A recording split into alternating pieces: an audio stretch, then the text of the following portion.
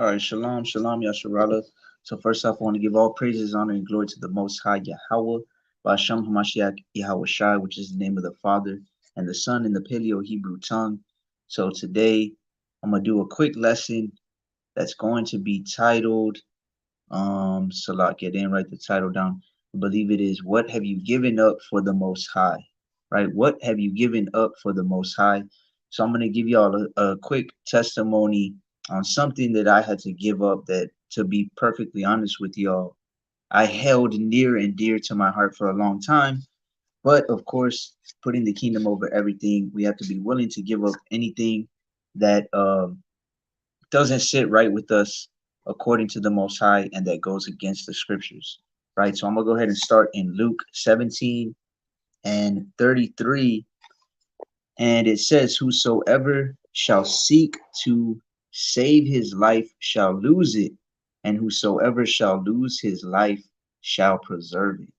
Right. So we have to be willing to give up anything and anyone that goes against the Most High.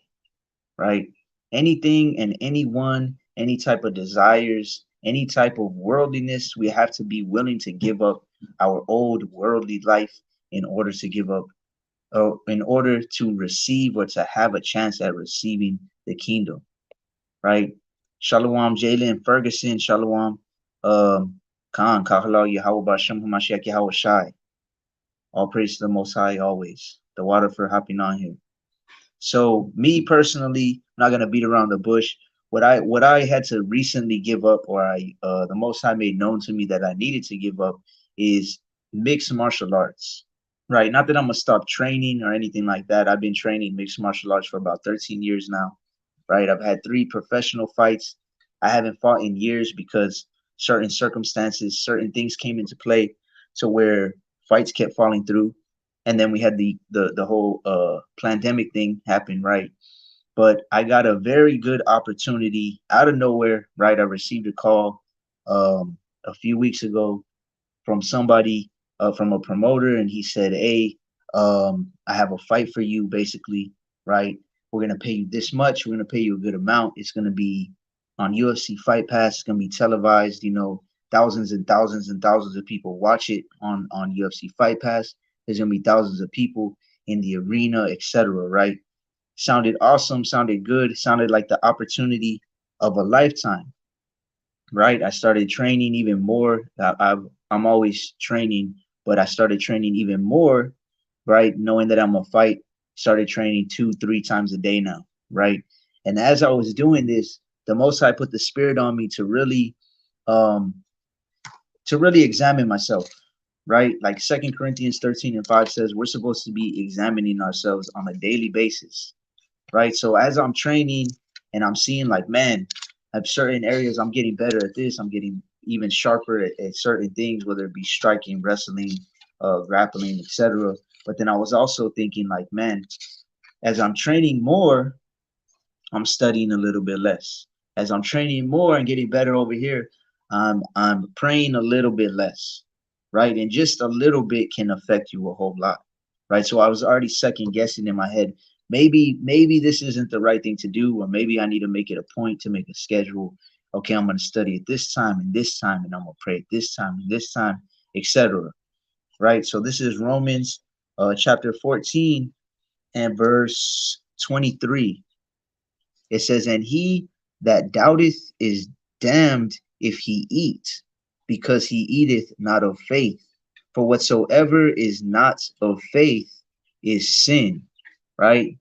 And Salaka, if y'all can hear we got some baby chickens here in this room. It's like a homeschooling room for my children. So if y'all could hear them, um, Salaka for that. I'm gonna read it one more time. It's Romans 14 and 23. It says, "And he that doubteth is damned if he eat, because he eateth not of faith. For whatsoever is not of faith is sin." Right. So, for example, we last year for the Passover, um, we had invited some people over, brothers and sisters over, and then we had one brother and sister that kind of asked if they could come, and we said, well, you know what, come and have a study with us on Passover. We studied with them. We showed them how important, how serious Passover is, right? And how important it is to be purging out the leaven from you, right? Physically, spiritually, and then also, of course, from your house. And they ended up deciding, you know what, it's best if we don't until we get ourselves in order, right? Because like it says in Corinthians, if you eat of it unworthily, you can eat to yourself damnation. So here it's saying if you doubt, you're damned if you eat because you're not eating of faith. For whatsoever is not of faith is sin, right? So me, I had faith. I have full faith that I could win the fight. For example, I could train to the best of my ability, but I didn't have faith, complete faith in was it the right thing to do, right? Which is why I'm sure some of you brothers and sisters that are seeing this or will see it now know that if you're following me on Instagram, that's why I even asked on Instagram, look, I need counseling. And do y'all think it's the right thing to do? Or do you think maybe it's not the right thing to do, right? According to the scriptures. And a lot of people probably got like 40, 50 people to actually answer back, which I appreciate if you did. The water for that, right? If the Most High put the spirit on you to go ahead and answer. But what was crazy to me is that I specifically said, if you're going to um, answer with scriptures, right? And the majority of people did not put scriptures. It was just, yeah, do it. Khan, you should do it. I think you should, right? A very small amount of people actually said that I shouldn't do it, which me personally, and I don't really care not to sound rude in speech or not to be disrespectful to anybody, but I don't really care what other people think, right? It's between, in the end, it's all between us and the Most High personally in our own personal walks, right? So me coming in not having faith in 100% faith in that was the right thing to do, I now came to the conclusion over probably a couple weeks time of praying about it and studying about it and talking to many brothers about it that I'm not going to do it, right? So this is Hebrews chapter 11 and verse 6. It says, but without faith it is impossible to please him, for he that cometh to Yahweh must believe that he is, got to believe he exists, and that he is a rewarder of them that diligently seek him, right? So it says without faith it is impossible to please him. So already coming into something, if you don't have full faith in something, right, you should already know that that's a bad sign, right? If you don't have full faith in something. It's the same thing with like I remember my daughter had got something, I can't remember what she had gotten. My 13-year-old daughter bought something to eat, and then she was like, man, I think now that I think about it, I think it has something unlawful. I think it has gelatin or monodiglycerides or something like that, right? And she couldn't look it up at that moment. So she was like, you know what? Nah, I'm not gonna eat of it. I'm not gonna risk it, right? Not being able to eat it in full faith. So it's the same thing with this. This is why it started with me, right? The Most High put it on my spirit, like maybe you shouldn't do it. Okay. So let's go to Psalm chapter 11 and verse 5. Psalm chapter 11 and verse 5. It says, Yahweh trieth the righteous, but the wicked and him that loveth violence, his soul hateth. Right? So Yahweh tries the righteous. Right? Many in these last days, like it says in Daniel 12 and 10, many shall be purified and made white and tried. Right? In order to be made white, in order to be purified, you have to be tried. Right? So it says Yahweh trieth the righteous. And it's just like I said, I've been doing martial arts for years and I've been teaching for years. And especially with children, like you have to understand, in order for them to get the next belt, what do you have to do? You have to test them, you have to try them. Right. So I feel like this whole situation was brought to me as a trial, as a test. Right. So I'm gonna read it one more time. It says, Yahweh trieth the righteous, but the wicked and him that loveth violence, his soul hateth. Right. So obviously me, like I said, giving up an MMA, I guess you could say, career of fighting in a cage, right?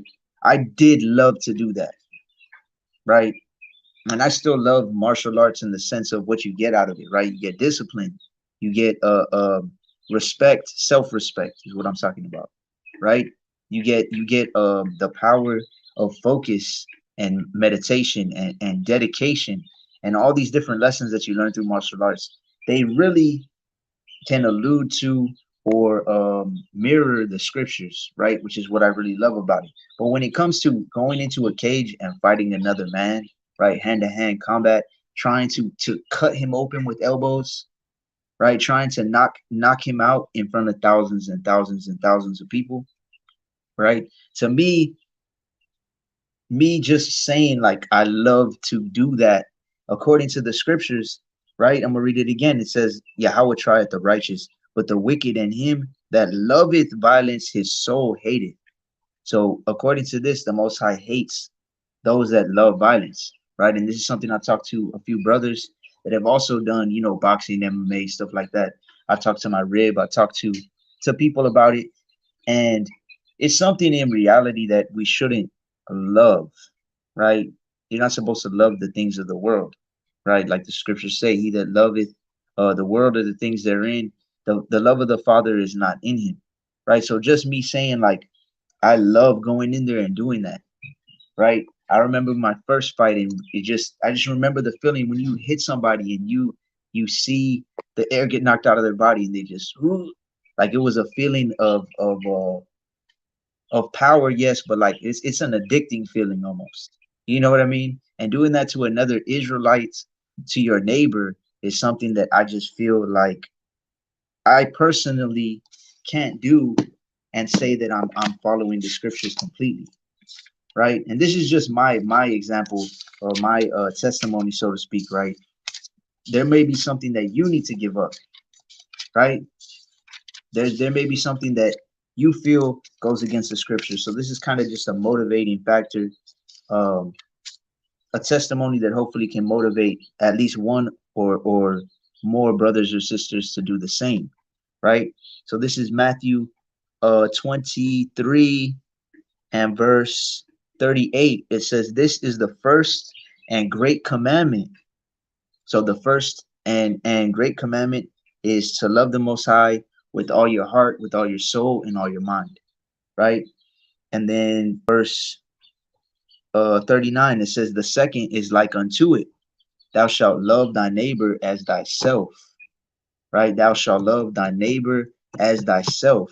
So I really couldn't uh uh submit to or grasp the idea that I'm loving my neighbor, but also going into a cage and trying to knock him out in front of thousands and thousands of people, right? Which is what I was going to do, planning on doing, right? Even before this, the Most High put it on my spirit to think like maybe this is the wrong thing to do, right?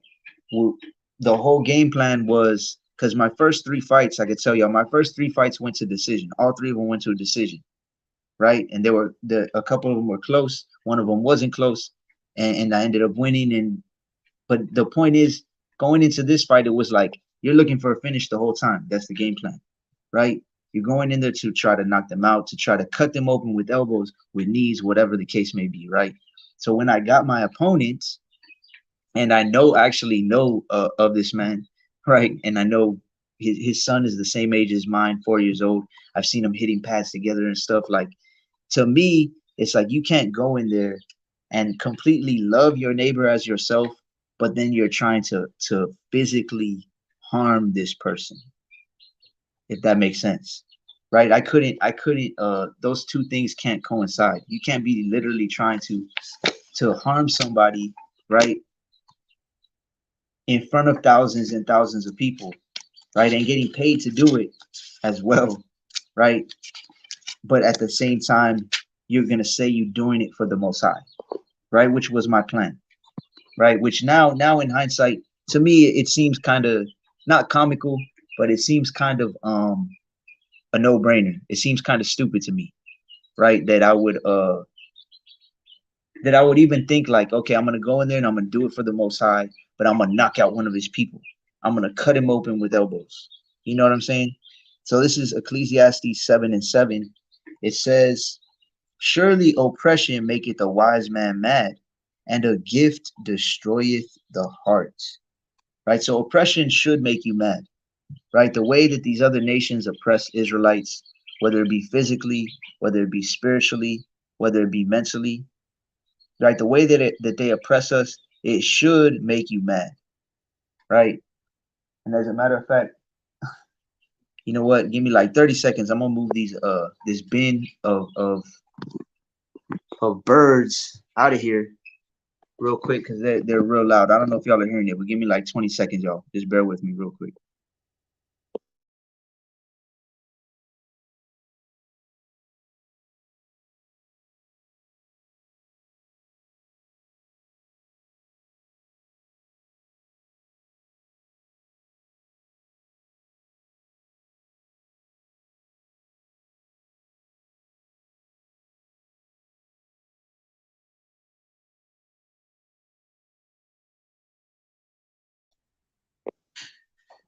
Okay, Salakia, Salakia.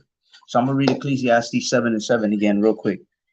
It says, surely oppression maketh a wise man mad, and a gift destroyeth the heart. So I don't know if y'all have ever seen Django, right?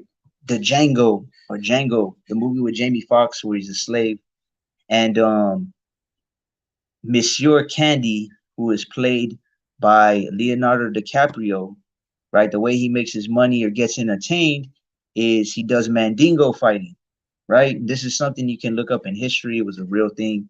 They would um they would have the Israelite slaves fighting against each other, right? Why would they do it? For their own entertainment, right? If you go back and look at the Romans, right, the Romans would do the same thing. In the Roman Colosseums, they would have Israelites fighting against each other, fighting against animals, right, etc. This was a form of oppression back then, right? Fighting for the people that have you in captivity's entertainment, right? And I already knew this going into when you look at MMA fighting, when you look at boxing, it's basically like human cockfighting, right? Human rooster fighting, which maybe some of y'all aren't familiar with that, but in South Texas, since it's predominantly so-called Hispanics or Mexican Americans and Central Americans, that's a big thing, right? Or dog fighting, etc. So surely oppression maketh a wise man mad. That's something that should make you mad. Man, they had Israelites fighting to the death against each other just to entertain the people that had them in captivity, right? Predominantly the so-called white man, right? Then it says, and a gift destroyeth the heart, right? So me personally, training mixed martial arts about 13 years, right? Back before I came into the truth, if they gave me this opportunity, I wouldn't even think twice about it, right? I wouldn't even have thought twice about it. I would have just, yeah, I'm gonna do it, and that's it. I'm gonna train to the best of my ability. I'm gonna go do it. I'm gonna get paid. I'm gonna be on TV. You could get the way that they brought it to me too. You have to understand the way that they brought this opportunity to me. Like I just knew, man. Now in hindsight, it's like, man, that was definitely of Satan's devices, right? They're like, look, you're gonna get paid pretty good. Um, you can get a lot of sponsors. They're gonna pay for your medicals. They're gonna pay for your shorts, your clothes, your you need extra money for supplements, etc. You get you sell a certain amount of tickets. We're gonna give you $1,000 for every this amount of tickets, right? If you do good, you know, the UFC, which I'm sure everybody is familiar with, they pay the organization that I was gonna fight under, right? So a lot of the fighters that do good in this organization, they do good and they end up going to the UFC, right? Which me first coming into mixed martial arts years and years, what a dozen years ago, over a decade ago, that's the dream, right? For everybody who's starting to do or trying to do it professionally, right? So that was the gift that started to like destroy my heart, because you have to understand your heart has to be set on the Most High, right? Which my heart is still set on the Most High. But what I'm trying to say is that Satan is very subtle, right? When you start coming into the truth and you start learning more and more and more, I always tell people this: he's not gonna get you He's not going to get you with easy things, with little things that like, okay, here's a piece of bacon. You already know that's a sin, right? Hey, shalom, Ak. Same to you, Ak. Same to you. Yahweh Bashem, Yahweh Shai Barakatah. Hope all is well with you, right? So once you're more in the truth, you know, okay, that's bacon, that's a sin. I'm not going to do it, right? Okay, that would be breaking Sabbath. I'm not going to do it, right? There's easy things like that. So Satan has to come subtly at you. And that's how I feel that this whole thing happened, right? It was a subtle thing. It was a gift, more than one gift, right? That tried to get me to destroy my vision from being completely on the Most High. So this is Matthew 6 and 21, right? It says, "For where your treasure is, there will your heart be also." Right? It's a treacherous thing to anybody, right? To anybody to get something that they have been desiring for a long time, or not just desiring for a long time, right? Something that they've been working for a long time, right? Because like I said, I've been doing martial arts for more than 10 years, right? My first professional fight was in 2012, right? That's 10 years ago. So to finally get to the point where it's like, okay, you could be on a televised card, you can get paid good, you can get sponsorships, you could end up, you do good, you end up in the UFC, blah, blah, blah, right? Khan, he gets more crafty the stronger you get in the truth. Khan, exactly. That's exactly how I felt, right? He gets more crafty to try and get your vision off from the Most High. So this is Matthew 6 and 22.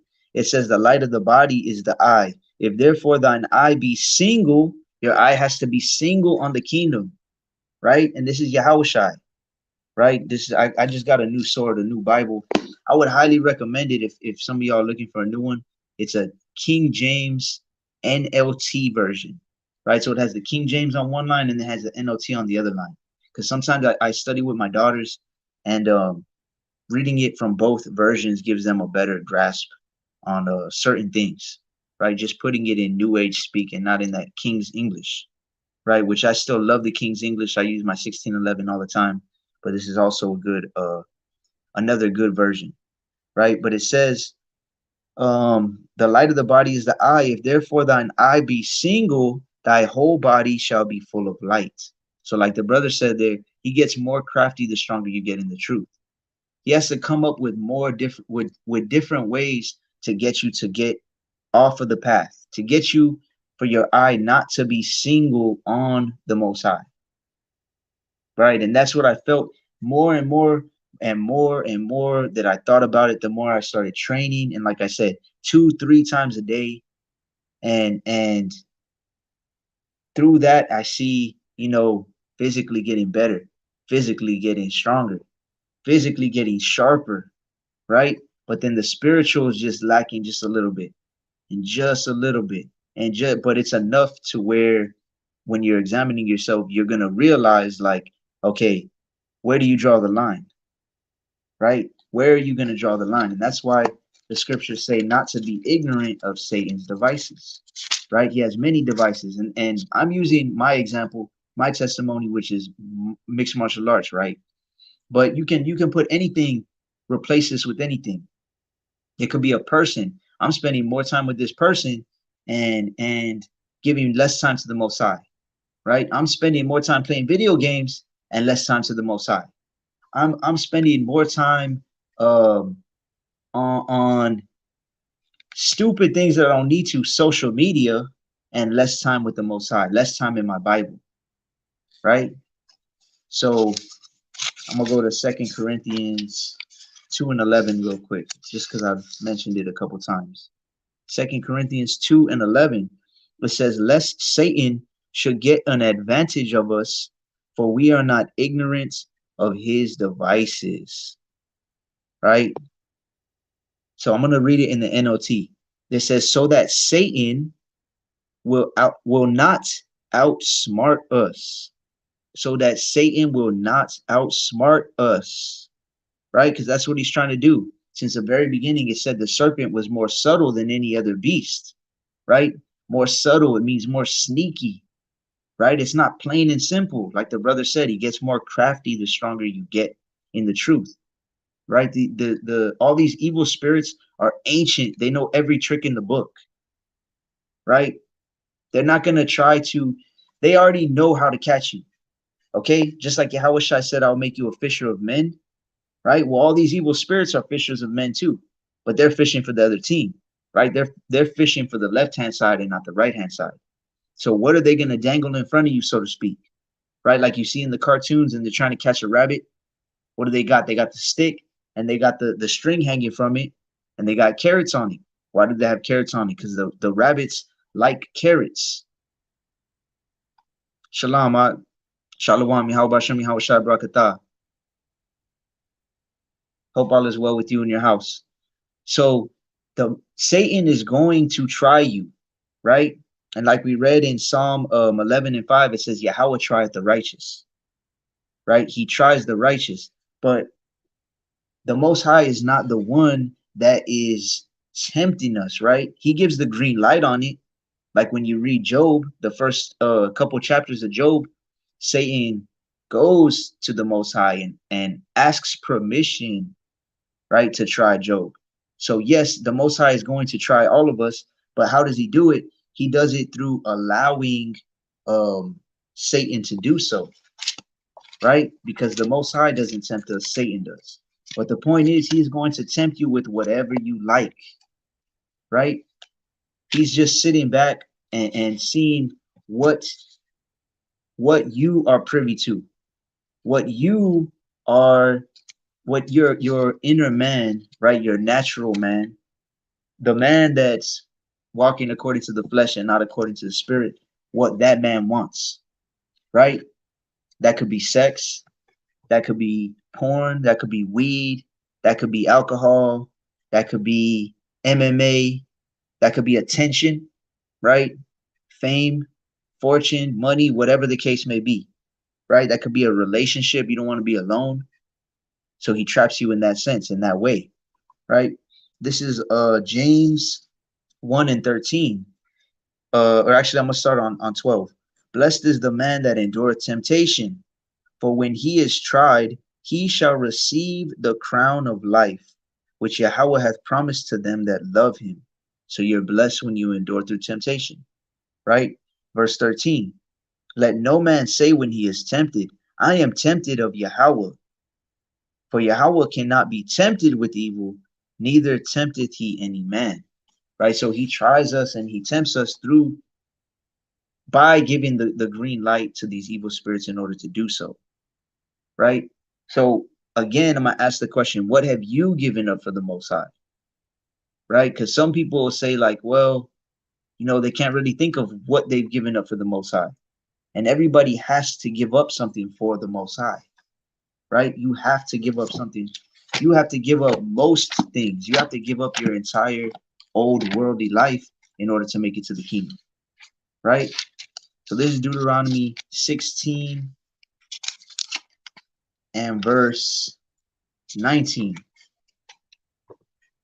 It says, thou shalt not wrest judgment.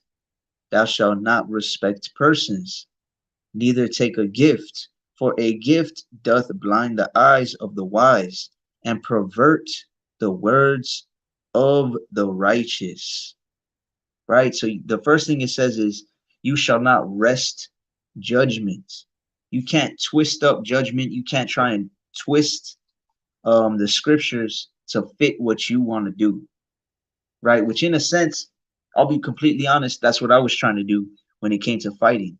Right? And all praise to the Most High, he sent a few brothers my way, right, to reach out to me personally. And if any of you brothers that are on here see this now or see it later, I appreciate y'all, and the water to y'all. All praise to the Most High for reaching out to me. And it's crazy because these brothers are brothers that have either fought or were going to fight and are in the truth too, right? And they reached out to me and they said, look, this is why I think you shouldn't, right? And they did it through message, right? They were real respectful. They didn't even do it through comments, right? Which is fine. I mean, either way, but I know how that is sometimes, right? It's like It's like the scriptures, I can't think of it right now, in Proverbs, where it says, debate thy cause with thy neighbor himself, right? So I could definitely respect that, because a lot of people nowadays with social media, they just want attention. They want to debate for attention. Well, you're saying this, but it's actually this, or I feel like this. When it says debate your cause with your neighbor himself, right? So they came to me through messages, through Instagram, and I appreciate you, brothers. Definitely shed some light, gave me some solid verses and understanding. And I was already, it's, the Most High, like it says in Philippians 2:2, right? The Most High puts us on one accord through the Spirit. Some of these verses, a lot of these verses were ones I was looking at, and I was really like, man, these verses say this, but these other verses say this, but this says this, right? But over here, it's kind of like, and the scriptures don't contradict themselves, right? You have to find a balance with these scriptures, right? It's like, just to give you all an example, right? Because the scriptures don't contradict themselves. You have to find, go precept upon precept, line upon line, here a little, there a little, right? Isaiah 28:9 and 10, in order to get a full understanding. So one example is, many sisters and even a couple of brothers recently, in the past few months, this has been coming up over and over and over. They're like, well, I think right now is the time to get ahead, to get a husband, because all these things that are happening, and Jacob's trouble, it says that, a man will be more valuable than gold, and all of these things, right? He'll be a covert from the wind, protection, right? But then they'll say, well, but Paul said, if you don't have a husband, don't seek. If it says, if you have a wife, don't seek a wife, right? So how do you make that how do you make those coincide together, right? And it's like Ecclesiastes, the 3rd chapter says, it says, for every purpose under the heaven, there's a season and a time, right? Sometimes it's a time to do this, sometimes it's a time to do this, right? So in that case, what I would say is, there's no better time to be married than right now, coming into Jacob's trouble, right? But when it comes to fighting, it was like, this is the argument for everybody who was telling me, yes, right? Do it. You can wake people up. You can bring people to the Most High, right? It's a big platform. You can do it for the Most High. Just do it for the Most High, best of your ability, right? But at what cost would I have to do that, right? Do you think the Most High would want me? Let's just to give an example, right? And Khan, that's a good verse. I'll read it right now. Let me ask y'all this, right? Do y'all think the Most High, just giving an example, you think the Most High would be proud if I bring some people? Because my whole thing was, after the fight, I win, right? You never go into a fight thinking you're gonna lose. If you do, then you shouldn't be fighting in the first place, right? I go in and I win, and then afterwards, thousands and thousands of people are gonna watch it. Thousands of people are gonna be in the arena. I'm gonna say, call halal Yahweh Hashem Yahweh Shai, all praise to the Most High, and then something to the effect of, you so-called blacks, Hispanics, and Native Americans are Israelites according to the Bible, archaeology, history. It's time to repent. We're in the end times, etc. Right? That could bring people to the Most High, right? Now, let's say, do you think he would be happy if I did that, brought a couple people to the truth, but then the dude that I fought against had permanent brain damage, or the dude I fought against needed 20 stitches? And like I said before, I know him. He's a father just like me, right? And no disrespect to the opponent. I doubt he'll see this, but the point is, me knowing, and as humbly as I can say this, right? I know that I could win, right? Anything can happen in MMA. It's a game of centimeters and inches. You duck the wrong way, you could get knocked out, right? But I know in my heart that I could win, right? But at what cost would that be, right? At what cost would that be? So that's why I had to get counsel on the matter in the first place, right? And that brings up this, Proverbs 24:6. For by wise counsel thou shalt make thy war, and in multitude of counselors there is safety. Calm, right? So now some people might say, well, you're going to go to war with another person in a cage. Take counsel, right? But the real war is that spiritual war, right? Satan trying to get you to do something against the Most High. That's what you need to get counsel for that war, right? And in multitude of counselors, there is safety, right? So, like I said, there was really three or four brothers that I talked to and really talked to, and I appreciate y'all, Tawada, for the counsel, right? For the verses, more importantly, and for y'all's understanding from a personal point of view, right?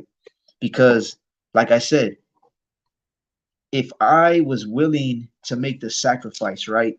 Because that's another thing.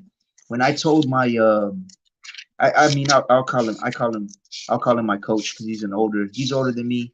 He's had more fights than me, right? He's been doing martial arts even longer than I have, and like I said, I've been doing it for about 12 years. But when I talked to him and I told him, look, I'm gonna fight, and the first thing he told me, he was like, look, you want to fight? That's cool. I'll support you, spar with you. You need help with sponsors? I got you. I know a lot of people, blah blah blah, etc. Anything you need, I'll help you out. But I'm gonna tell you this: fighting, especially for an MMA fight, is a very selfish thing, right? And he said, I'm not saying you're selfish, but in order to win and in order to perform to the best of your ability and do everything you need to do to get the win, you're going to have to be selfish. So you just need to be prepared for that. You need to be prepared for that. Your wife needs to be prepared for that. And have to give you massages, make sure you're eating right, eating healthy, drinking the right amount of water, etc. You're gonna have less time with your family, training 2-3 times every day, 6 days a week, right? And I was already thinking, you know what? And I talked to my rib about it. I talked to a few brothers about it. I was like, you know what? I'm willing to make that sacrifice, right? I'm willing to make that sacrifice if it means that I'm going to bring more people into the truth. I can shed light on the truth, right? But what is that sacrifice to me if I'm going against the word in order to do it, right? So this is 1 Samuel 15:22. It says, and Samuel said, hath Yahweh as great delight in burnt offerings as sacrifices? Or in burnt offerings and sacrifices, as in obeying the voice of Yahweh? So it's asking you a question, right? Does he have more um does he have more delight in offerings and in sacrifices than in obeying him? Right? Then it says, behold, to obey is better than sacrifice, and to hearken to his word, to hear it and do what it says to do, than the fat of rams, right?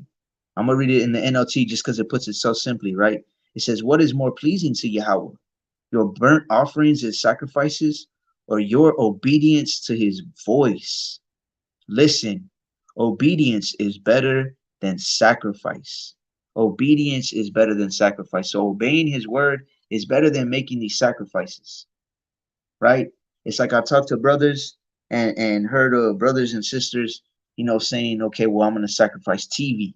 I'm not going to watch TV. But then they're over here still doing things against the Most High, still smoking weed, still breaking Sabbath, right? Brothers and sisters say, okay, I'm going to eat healthier, right, for this amount of days. But you're still going against the Most High. You're still not being set apart. You're still committing works of the flesh. You're still doing things that are contrary to his word, right? But you think that by making these sacrifices, the Most High is happy with that he has a delight in that. If you're not obeying his voice, right? If you're not loving your neighbor as yourself, then what are these other sacrifices that he didn't even tell you to do? What does that mean to him, right? It doesn't mean nothing. He would rather you obey, right? And I did a whole live on obedience is better than sacrifice. And one of the examples that I gave was like, if I tell my daughter, right, my oldest daughter, for example, my 13-year-old, okay, clean the kitchen, wash the dishes, and sweep, right? And then she just sweeps. And then I'm like, what are you doing? You didn't do the dishes. You didn't clean. Like, what are you doing? And she's like, oh, well, I washed your car. Like, okay, cool, but I didn't tell you to wash my car, right? So we have to be very careful when it comes to doing things that we personally, our personal feelings, right? Our own opinions, we think is good. We think it's for the Most High, and then we say it's for the Most High. But what he really wants and what he really delights in is what is obedience to him, right? Obedience is better than sacrifice, right? Got a question about the Passover, Kanak. If you want to ask it right now, and I'll get back to it when I'm done with this, right? I'm just going to go over a few more verses, right? So another thing that a lot of brothers and sisters were saying is, and of course I was thinking it as well, um, is, you know, that's a huge platform, and you could bring a lot of people into the truth. They can hear about the word and they can come into the truth, right? So number one, me, you, any brothers watching this right now, watching this later, we cannot personally bring anybody into the truth, right? We can plant a seed, right? It's like Paul said. He said, I plant the seed, Apollos watered it, but Yahweh gave the increase, right? Only Yahweh can make that plant grow. I could go out there, right, and fight and say I plant 100,000, 500,000 seeds, right? Hey, shalom, Ak. Shalom, shalom. Yahweh Bashem, Yahweh Shai Barakatah. This is one of the brothers I was talking about. I'm gonna put you on the spot, Ak. Right? This is one of the brothers I was talking about. I was just saying a little while ago, I appreciate the counsel you gave me, right? You and a few other brothers, right? So imagine I plant all these seeds, but then I'm doing something that's against the Most High's will, right? And the Most High just, he doesn't let none of those seeds grow because of the where the seeds or how the seeds came about, right? So this is Isaiah 55:11. It says, so shall my word be that goeth forth out of my mouth. It shall not return unto me void, but it shall accomplish that which I please, and it shall prosper in the thing whereto I sent it. Right? Matthew 22:14. Many people are called, but very few are chosen. Many people are called, right? When the Most High sends out his word, whether it be through me, through all the other multitude of brothers that are teaching, or whether it be in the streets, YouTube, Instagram, Facebook, Moco Space, whatever, right? Wherever it is, when the Most High sends out his word, it's not going to miss the people that are chosen, right? The Most High is not going to miss anybody who is chosen to hear this word and to start following it and to make it to the kingdom, right? So we have to be very circumspect and very vigilant, right? Very vigilant when it comes to how we plant seeds, right? Because if you're doing something that you feel in the spirit is against the Most High's word to plant those seeds, then you're going off in order to plant that seed, right? So this is 15, Luke chapter 15. This is another verse that a brother had sent to me. And it's funny because my rib had brought up this verse as well. And then the brother sent it to me shortly after or right before. I don't remember which one. But it was like through the spirit, I knew what it was, right? Luke 15:7. It says, in the same way, there is more joy in heaven over one sinner who repents and returns to Yahweh than over 99 others who are righteous and haven't strayed. Right? So one sinner that repents, all the angels in heaven rejoice. Right? More than 99 that have been following the Most High. Right? And haven't strayed away. Why? Because I'm going to keep reading. Or suppose a woman has 10 silver coins and loses one. Won't she light a lamp and sweep the entire house and search carefully until she finds it? Right? So imagine you have 10 $100 bills. Okay?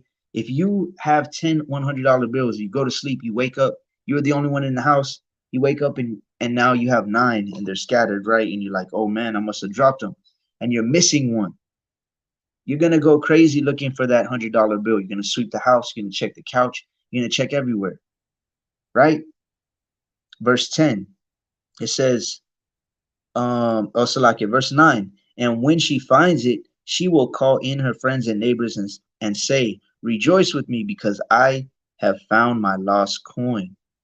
Right. And then right after this, it goes into the parable of the lost son, right? Or the prodigal son, right? When someone strays from the Most High and then comes back, just showing you how important it is when you lose something and comes back, right?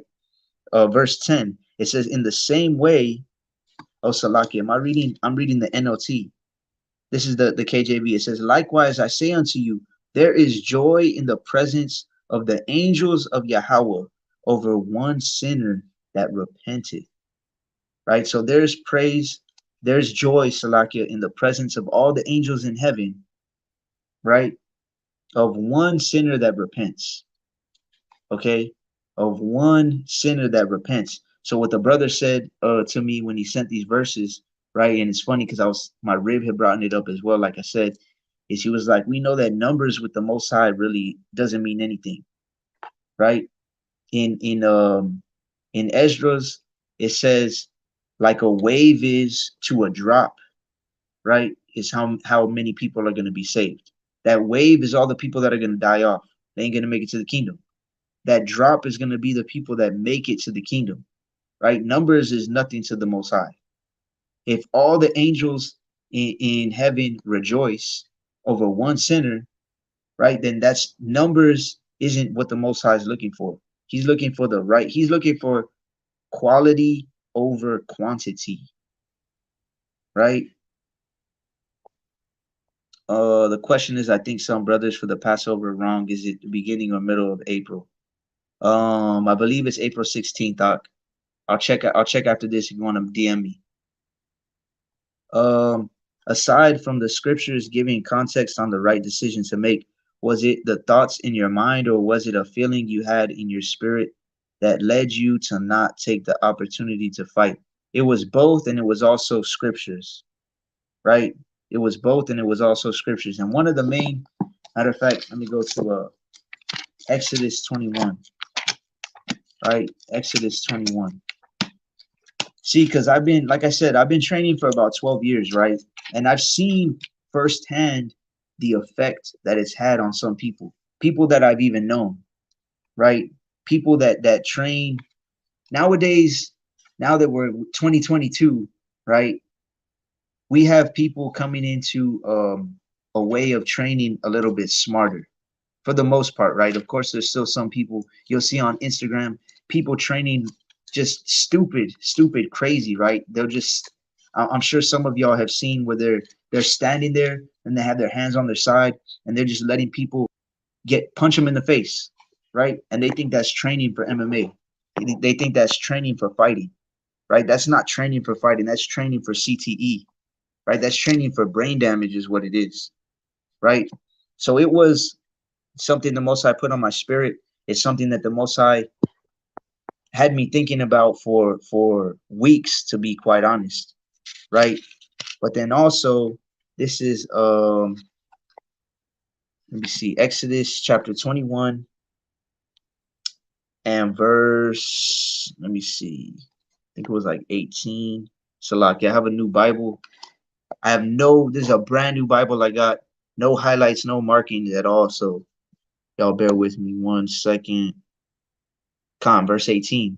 It says, and if men, and remember, this is Exodus, the 21st chapter, right? This is a law.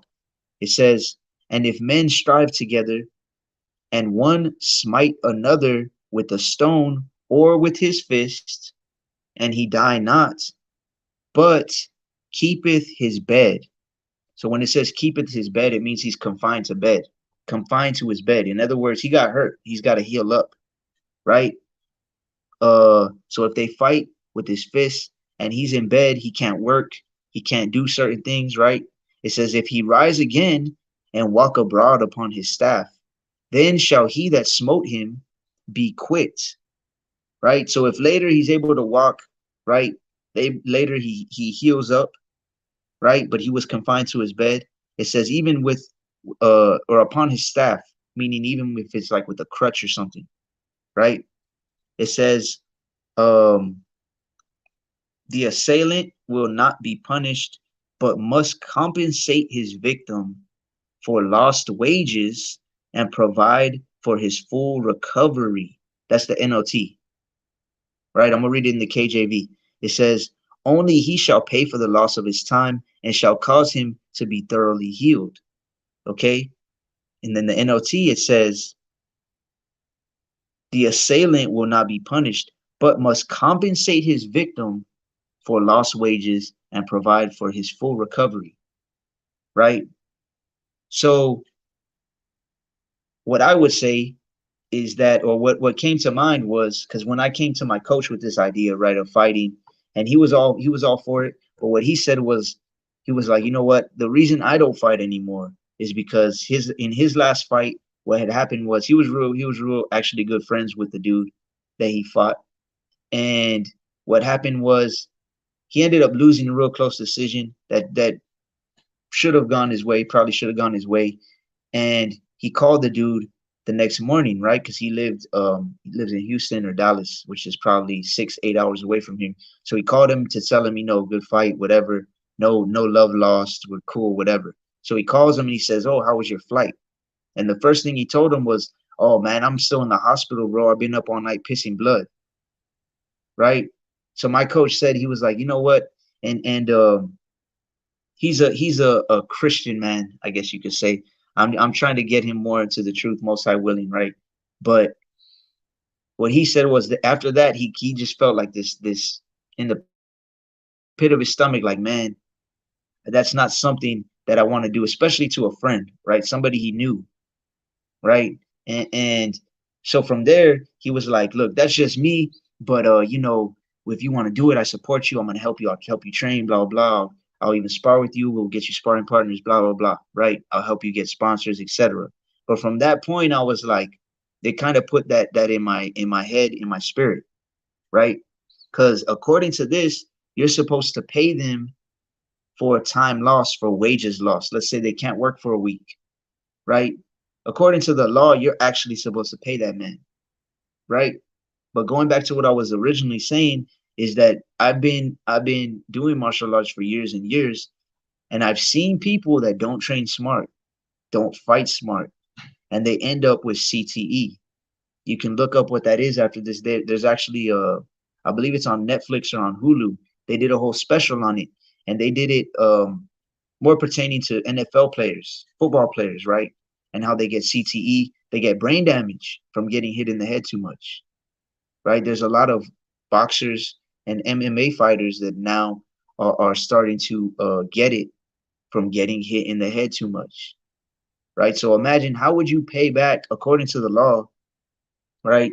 You're supposed to compensate them, right, for their full recovery, right? In the NLT, that's what it says. It says, but must compensate his victim for lost wages and provide for his full recovery. You can't fully recover from CTE, right? You can't fully recover from that. There's some people I know a dude that he blew out his knee doing MMA. 2 or 3 times. I can't remember. I think it was 3 times he's gotten surgery. Now he can't even really walk right, right? How would you fully recompensate somebody if they end up like Jacob, right? Because that's another thing. Some brother said, "Hey, Jacob wrestled the angel. I could do it." But you can't compare wrestling an angel to going out and trying to cut somebody open with your elbows, right? That you can't compare the two, right? And then, like I was saying though, Jacob never walked the same again. He was different from that wrestling match with that angel. His hip came out of joint, and he never walked the same again.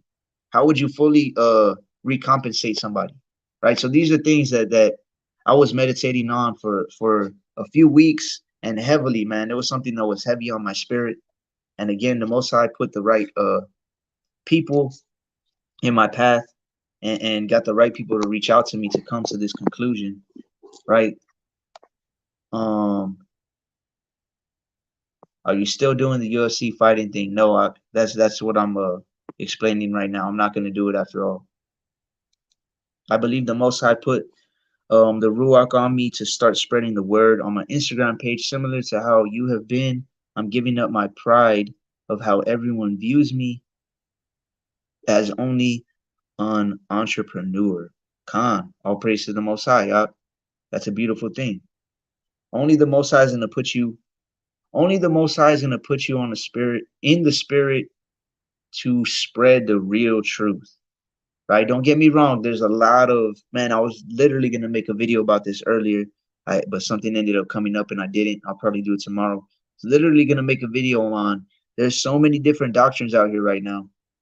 So many different doctrines and wickedness and denying Yahweh Shai and just craziness, right? But spreading the actual truth, the only way that you're gonna start doing that, or that you're in the spirit to do that, is the Most High did it, right? So all praise to the Most High for that. That's a good thing, right? It's like the scriptures say, the laborers are few. The harvest is great, it's plenty, but the laborers are few. So that's a beautiful thing, right? And actually, let me go to James, the 5th chapter, just to make a point on that, and it also goes along with what I'm talking about as well, right? Because like I said in Luke the 15th chapter, it says that all the angels in heaven, they rejoice over one sinner that repents, right? So we're not after numbers. You understand what I'm saying? The Most High is not gonna miss anybody who's chosen with this word, right? So this is James chapter 5 and verse 19, right? This is something for you to keep in mind, dog, as you're spreading the truth, right? Because a lot of people look at it like this, and it's true, right? They look at it as, I'm gonna be a blessing to people, right? By being a vessel used by the Most High in order to bring them further into the truth. This is true, right? The Most High can use people to spread the truth. He does use people to spread the truth.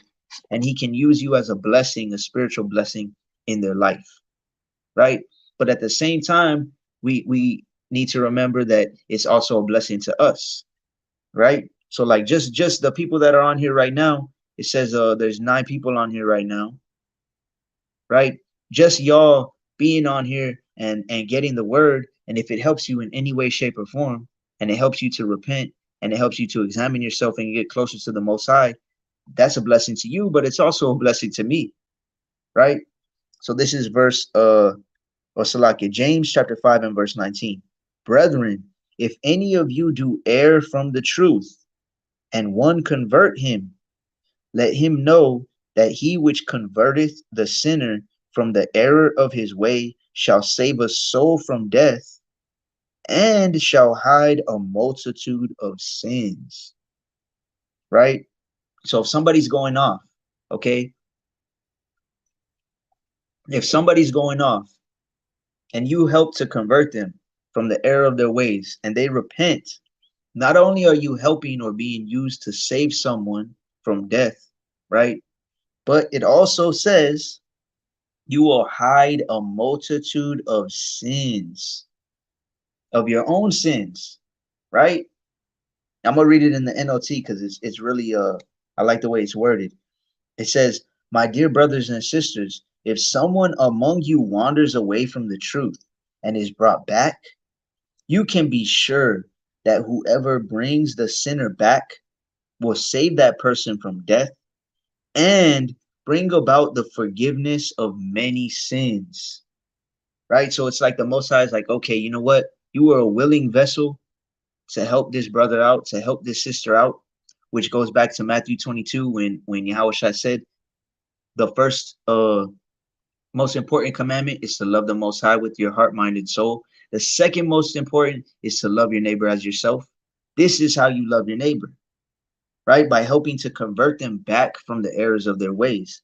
So because you're a willing vessel in doing that, right? And like you said, spreading the word on your Instagram page, people not just seeing you as something else, but seeing you as someone who's sharing truth. It says, you will bring about the forgiveness of many sins. You shall hide a multitude of sins, right? The Most High is going to be like, okay, you know, you helped this person come back to me, so I'm going to forgive a bunch of the sins that you had before. You ain't got to get punished for them, no. Now, right? I don't got to keep punishing you for this anymore. And then you, as long as you repent of it, right? So just something to keep in mind, because it's definitely a blessing to spread the word as well. right? So let me go to Hebrews chapter 6 and verse 10. It says, "For Yahweh is not unrighteous to forget your work and labor of love." Exactly what we're talking about, right? "Which ye have showed toward his name, in that ye have ministered to the saints and do minister." Right? This is another verse that a brother had sent me recently. Right? And he was saying, like, the Most High, he's righteous, man. He's not gonna forget, he's not unjust. He's not gonna forget the work that you put in to help feed his sheep, so to speak. Right? "For Yahweh is not unrighteous to forget your work and labor of love, which ye have showed towards his name, in that ye have ministered to the saints and do minister." Right? But notice it says he's not going to forget your labor of love, right? You have to be doing it in the right spirit. If you're doing it because you love your neighbor, he's not going to forget that, right? If you're doing it, it's like when you first come into the truth, who's the first people you tell? You tell your family and you tell your closest friends. Why? Because those are the people you care about and you want to help them too, right? You do it out of love. But then there's people on the other side, which through social media, you could see it, man. If you got discernment, you got eyes to see, you could see some people correct, reprove, rebuke. They're not doing it out of love. They're doing it out of contention. They're doing it out of hatred. They're doing it out of pride. They're doing it because they want to debate. They're doing it because they want attention, right? So you have to be doing it out of love. Right, I'm gonna read it one last time. "For Yahweh," this is Hebrews chapter 6, verse 10. "For Yahweh is not unrighteous to forget your work and labor of love, which ye have showed towards his name." You're doing it out of love for your neighbor and out of love for the Most High, and you're doing it to his name, right? You're doing it all to give all praises to the Most High, right? Not to give yourself praise and to feed your ego, right? And feed your pride. "Which ye have showed towards his name, in that ye have ministered to the saints and do minister," right? And you keep doing it, right? So what it all comes down to really is the spirit that you're doing it in, right?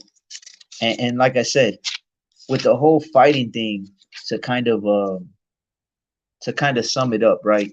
For me, I could already see, and I was talking to two different brothers that said the same thing, right?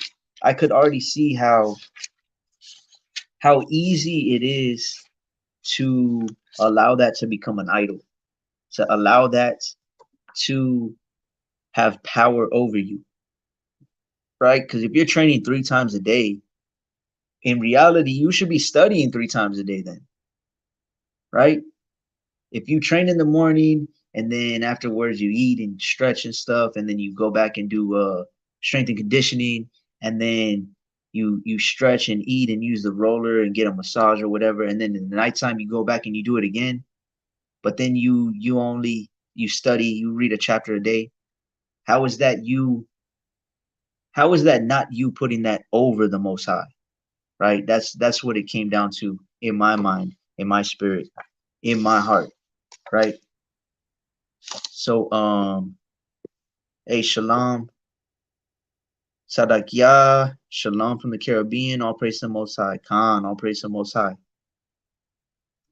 Yahweh Shem Yahweh Shai Barakatah. Right? The water for the answer, Malag. What was the absolute hardest thing for you to give up for the Most High? Besides this, because I'm gonna be perfectly honest with you, right? Be perfectly honest with all of y'all. And that's one thing about me, right? And this is something like me and the brother Jomar have talked about this. Me and even my coach have talked about this, right? Even though he's not really into the truth completely, he considers himself a Christian, whatever. One of the most important traits that you need to be, or you need to have in this walk, or the two of the most important, is humility, of course, and sincerity, right? And when it comes with that, what comes with that is this, what I'm doing right now, and what I am tried to do by reaching out, right? Because some people will see me as, A lot of brothers will message me and they'll be like, hey, Adawan, blah, this, that, and the other. I'll have sisters that hit me up and, hey, Adawan, blah, blah, blah. For those of y'all who don't know, Adawan is like teacher. It's Lord, right? Master, teacher, right? And some people translate it to rabbi. In other words, it's a position above you, right? And what I tell brothers all the time is like, look, I've been in the truth almost going on 6 years now, right? But I'm still just another brother like everybody else. I don't see myself as like, I've been in the truth longer, I have more knowledge, blah, blah, blah. No, I'm still learning certain, like with this, right? Y'all don't know how hard it was. And still, it's getting easier by the day as I pray about it and as I am working towards other things, right? It's getting easier, but it's still in the back of my mind. It's like, man, I trained 12, 13 years for this opportunity, but I know I can't take this and have a clear conscience and know in my spirit 100% that it's the right thing to do.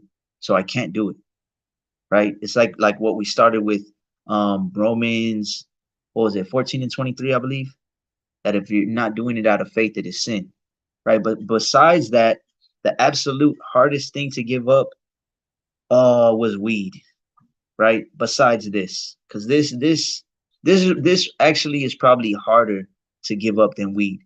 Because imagine, let me just give you an example, right? I like to give people worldly, or not worldly examples, but real life examples. Imagine you go to college, right? You want to be a doctor.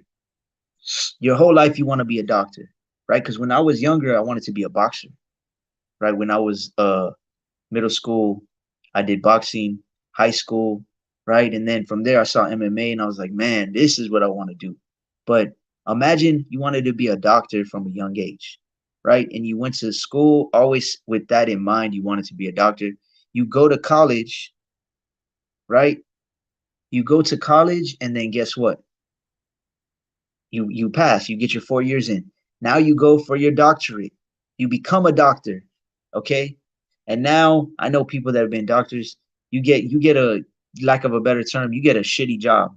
You're getting paid good, but you got to take the night shift because you don't got no experience, right? Whoever has more experience, they're gonna get the better shifts, right? They got seniority. So then you're working for years. Let's say you work another 4 years, another 5 years, right? 12, 13 years in, because that's how long I've been training martial arts. Then you get the perfect opportunity. They say, okay, we're gonna pay you this much. You get the perfect schedule, what the schedule you wanted, right? But the only way you get this job is you're gonna have to work every single Sabbath, right? You wouldn't be able to take that job. You wouldn't be able to if you wanna follow after the Most High, right? So that's just an example of how I'm feeling coming into this, right? This is probably the hardest thing I've had to give up, right? I've given up family members and friends and worldly things like that. But smoking weed was another tough one. From smoking, let's see, about 13, 14, 15 years of my life smoking weed, right? That was a tough one to give up as well. But through the Most High, right? Like the scriptures say, with men this is impossible, but with Yahweh all things are possible, right? So what was the hardest thing for you to give up, Ak? Me and you talked about this a while back, but I think it was like, I think it was 2 or a year ago. I used to box. Khan. I think I remember that. Benny, right? I believe BP 619. Yeah, I remember talking about that. And you know what? Just these past few weeks, this past month maybe, I've had the Most High really put it on my spirit, right? A gift destroyeth the heart. We can't let the gifts that Satan tries to give us destroy the heart, right? Actually, I'm gonna get one more scripture, and then I might close it out because Khan. Yeah, I remember that. I remember that. I'm gonna get one more scripture. Matthew, this is one of my favorite scriptures as well. Matthew 19 and 29, right? Matthew 19 and 29. And as a matter of fact, so what have y'all? It shows there's 8 people on here. If anybody wants to share real quick, what have you given up for the Most High that was hard for you to give up, right? Because you never know, something that you give up, it could spark that motivation for somebody else to give up something they know they need to give up, right? This is Matthew 19, and I'm gonna start on 26 since I just quoted it, right? 19 and 26. It says, "But Yahushua beheld them and said unto them, With men this is impossible, but with Yahweh all things are possible." Right? So it may be like you may feel in your spirit, man, I can't do this. Right? I talked to so many people, and as I'm seeing that the I put friends, right? For most people, the hardest thing for them to give up is friends or worldly relationships, right? They want to date, or they want to date, right? Or always be with somebody who is bad for them spiritually, right?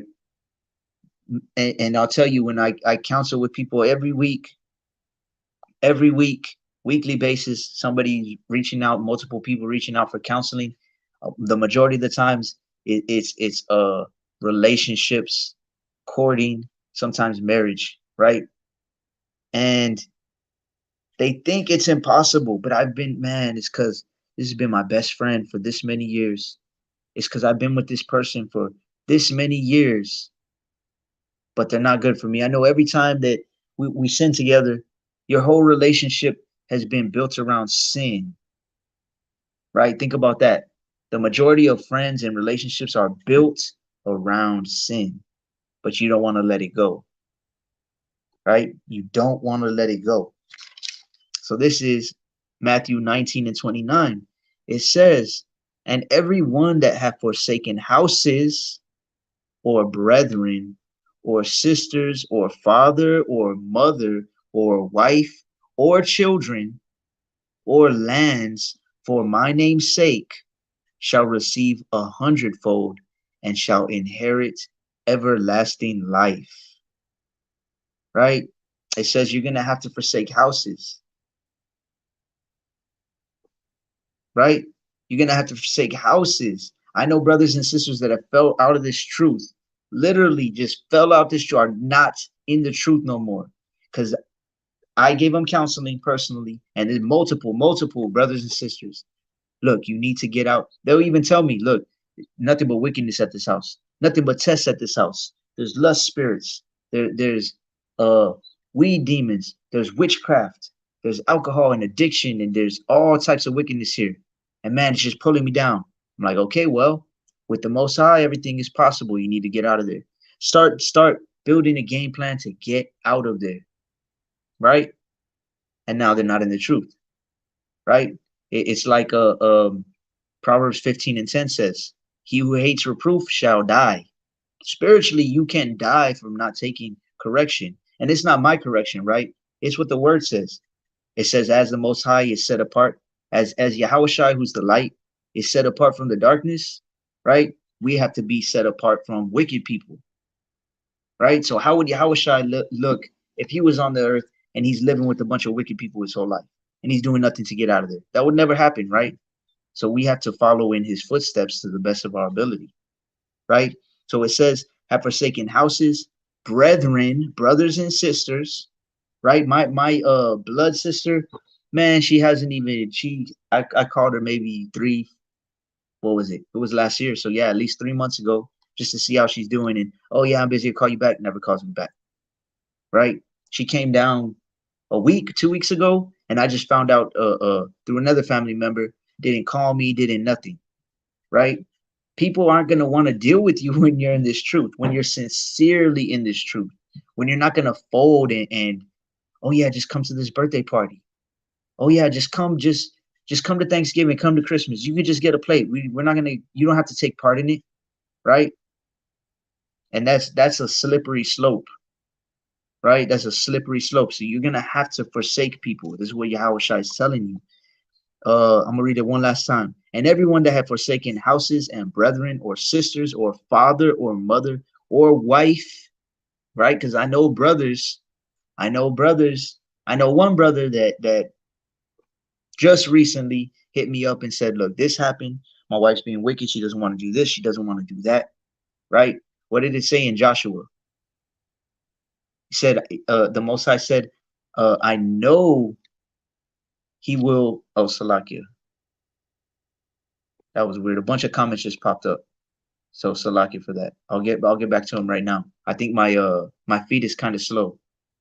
Right? The word says that we are to command our house to follow the Most High. Right? I know many brothers, right? And one just hit me up. One last week hit me up, and they're saying, "Look, what should I do? This, that, and the other. This is my house. I can't continue to allow my wife to be wicked." Right? In that case, I mean, you try to work it out, but it's like Albert Einstein said, right? He said, doing the same thing over and over and over and expecting a different outcome, that is the definition of insanity. So you got to make some type of change, right? You got to, okay, you know what? We're going to separate. We're not divorced, but you got to work on yourself. I'm not going to allow this in my house, right? So it says you're going to have to forsake father, mother, sister, brethren, wife, children, lands for my name's sake, shall receive 100-fold and shall inherit everlasting life, right? You shall inherit everlasting life. That's Yahweh never lied, right? They said there was no guile in his mouth. He didn't trick nobody. He didn't lie. So if he says if you forsake people, you forsake worldly people, worldly relationships, worldly houses, for his name's sake, you're going to inherit everlasting life. Because it takes a real man or a real woman of the Most High in order to do that, right? So another one was a wicked woman. Oh, Salakia. The riches was desired because of my upbringing. Khan, that's a big one for people, right? Money is not. I was just saying this earlier today. Money is not the root of all evil. Money is not the root. I saw someone a post that was going around, multiple people posting it. Money is the root of all evil. Money is not the root of all evil, right? The love of money is the root of all evil. Because we just read what Yahweh said in Matthew 22, Matthew 22 and 27, right? It says you are to love the Most High with all your heart, all your soul, and all your mind, right? Love Yahweh with all your heart, your mind, and your soul. How can you do that if you love money? But you know what, Ak? It's crazy that you're saying this because I was just talking about this earlier, right? And I'm probably gonna do a quick video on that too. I was saying because there was a sister, and I mean there's many brothers and sisters that they let that they think money is going to bring them happiness, right? Because when you lack something as being younger, right? And I don't know specifically because of your upbringing, but the same thing with me, right? When I was younger, it was like, damn, man, I really wanted those Jordans. Man, I really wanted those LeBrons when he was first in the NBA, right? I really wanted that jersey or that, you know what I mean? And that, to us, what that is, that's a symbol, right? It's a symbol that we made it, so to speak, because of our upbringing. You know, other people have it, right? And we think that's cool, and we think that's what we need. But money does not bring you happiness, right? I've had enough money to know that money doesn't bring you happiness. I've had all the money that I needed, more than I needed. I had all the weed that I could, more than I could ever smoke, right? Women, whatever. None, all of that means nothing, right? But because of the way we're raised and our upbringing, etc., it can fool us to think that that's what we need, right? But enough people, you could see enough rich people rich with money, right, to see that's not what makes you happy, right? Because like I said, I've had more weed that I could smoke in my whole lifetime at one point. Money that you don't even know what to do with. You just start spending it on stupid stuff, right? That doesn't make you happy. You think you want those pairs of shoes, jewelry, whatever the case, you get it, and then you still feel like shit, right? Because you can't use physical or material things to fill a hole that is spiritual, right? You have a spiritual void in your life and you don't know what to do. You were raised around and by people that didn't know how to fill that void spiritually. So you see them yearning for or lusting for things that are physical riches to fill that void, right? And it can't fill that void, right? And that's why, let me give y'all one scripture real quick. This is one of my favorite scriptures, Ecclesiastes 2:24. Always keep the scripture in mind. It says, there is nothing better for a man than that he should eat and drink, and that he should make his soul enjoy good in his labor. This also I saw, that it was from the hand of Yahweh. Right? So this is Solomon telling you, there is nothing better for a man than that he should eat and drink, and that he should make his soul enjoy good in his labor. Right? When you labor and you work for the things that you have, and you eat and you drink, you have the things that you need, right? That are necessary for you. Make your soul enjoy those things, right? I know it sounds cliche and people say it like it's a popular saying, but it is the little things. The little things are the big things. Having family, if you have family, right? Having truth, if you have truth. Having wisdom, if you have wisdom. Having a shot at repentance, right? Having food and having water, having the things that you need. When you can make your soul enjoy those things, that's one of the keys to life, right? So Khan, friends. Another one was a wicked woman. Khan, that's a big one for a lot of brothers. That's a big one for a lot of brothers. And you know what? I'm gonna do a live tomorrow. I already have one planned, but maybe on Friday I'll do one on wicked women, right? And on more pertaining to brothers though, like not to fall into the trap, not into the snare of a wicked woman, right? Ecclesiastes 7:25. Khan, that's a good I like that verse too. Let me go to it real quick. Um uh Ecclesiastes 7:25. Also Solomon. So now remember, Solomon said there's nothing better than to eat and drink and enjoy the good in your labor, right? There's nothing better than that. This is a man that had 700 wives, 300 concubines, right? He had all the riches you could dream of, right? And he said that there's nothing better than to eat and drink and let your soul enjoy the good in your labor. And then he also said this, right? He said, I applied mine heart to know and to search and to seek out wisdom and the reason of things, and to know the wickedness of folly, even of foolishness and madness. So he was seeking out all types of wisdom, right? He was seeking out the reason of all things, right? Verse 26, and I find more bitter than death the woman whose heart is snares and nets, and her hands as bands. Whoso pleaseth Yahweh shall escape from her, but the sinner shall be taken by her. Right? This is why Ecclesiastes, the 26th chapter, says that a wicked woman is given to a wicked man. You reap what you sow. You want to be wicked, okay? And you're a horny man. You're a horn dog, like they call them in the world, right? You're a perv. I'm gonna give you a woman. That's what the Most High is saying, but it's gonna be a wicked woman, right? I'm gonna read it in the NLT actually, because it puts it plain and simple, right? It says, I discovered that a seductive woman is a trap, more bitter than death. It's worse than death, right? Because you end up with a wicked woman. If you end up living with her, right, you end up seeing it as marriage like you're supposed to, and you end up living with her, right? It's bitterness to your bones. It's like holding a scorpion, like the scriptures say, right? It says it's better to live on a rooftop than with a contentious and a brawling and an angry and a wicked woman, right?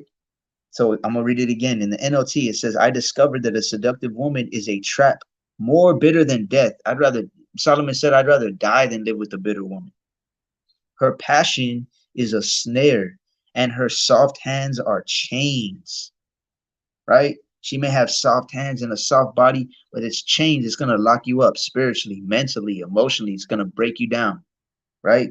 It's going to hold you back. Those who are pleasing to Yahweh will escape her, but sinners will be caught in her snare. Right? That's one of the ways that the Most High, one of those spirits that the Most High uses for vengeance. Right? Lamar Khan, I feel you. It's hard. We can do all things through Hamashiach who strengthen us, but it's hard, Khan. Hey, I'm still, I don't know if you caught it earlier, but I full disclosure, right? It's still hard for me, bro. It's still, I'm trying to get to the point, like I was telling my rib earlier. It's like I'm still trying to get to the point where I just accept it. Because it's like 12, 13 years of training. You finally get the opportunity that you've been, since the beginning, you've been wanting. But then the Most High, and he put this on my spirit, right? He put this is something everybody's got to come to. Everybody has to work out their own salvation. Everybody's got to come to that conclusion for themselves, right? But the way I'm feeling in my spirit, I just know I can't do it. You know what I mean? I personally can't do it. And it's still, like I was telling my rib, it's still a little grievous for me, man. 1 John 5:3, everybody knows the first part, right?